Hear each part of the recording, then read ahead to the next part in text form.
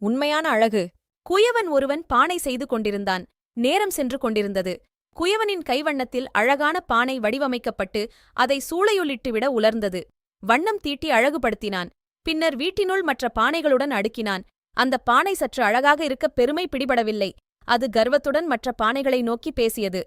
பானைகளே, நீங்கள்தான் இந்த குடிசை வீட்டில் இருக்கப் பிறந்தவர்கள்.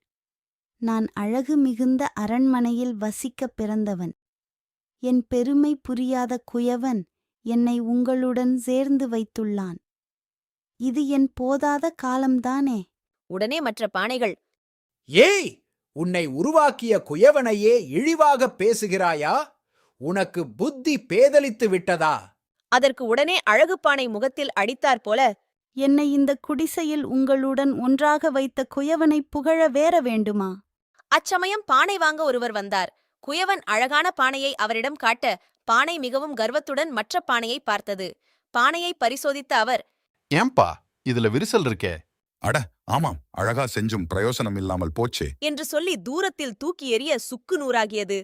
பானை மட்டுமல்ல, அதன் கர்வமும்தான். அறம், அழகு என்பது உருவத்தில் இல்லை, மனதிலும் எண்ணங்களிலும் தான் உள்ளது. For more videos like, share and subscribe.